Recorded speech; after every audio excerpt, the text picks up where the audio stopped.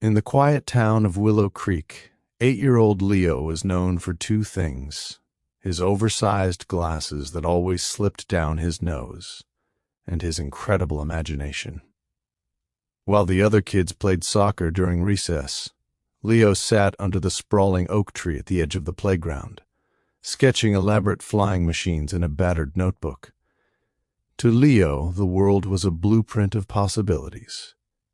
To a group of boys led by a tall, loud-hearted kid named Jax, Leo was simply an easy target. The bullying started small: whispers in the hallway, accidental bumps in the cafeteria. But by mid-October, Jax and his friends had turned their attention to Leo's sketches. "What's that, Leo?" Jax sneered one afternoon, snatching the notebook from Leo's lap. A Birdman suit? You think you're gonna fly away from here? The other boys laughed. Jax tore out a page, a detailed drawing of mechanical wings, crumpled it into a ball, and tossed it into the mud. Wings are for birds, Leo, not for kids who can't even kick a ball straight.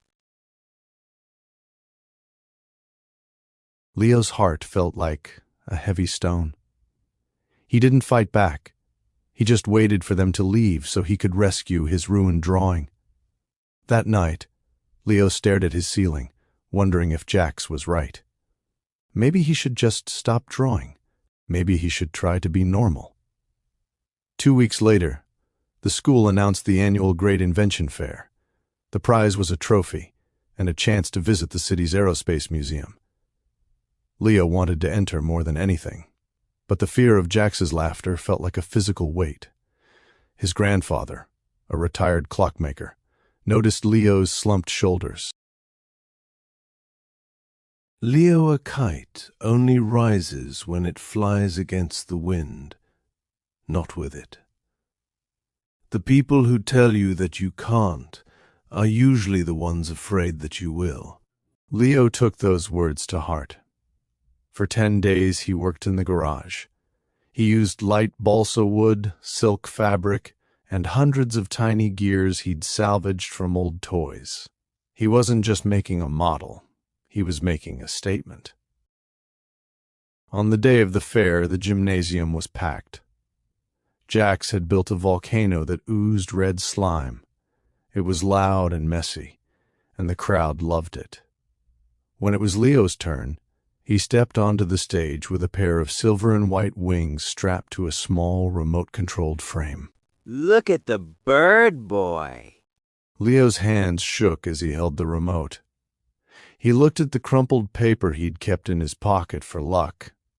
He closed his eyes, took a deep breath, and flipped the switch. The gears began to hum, a soft, musical whir.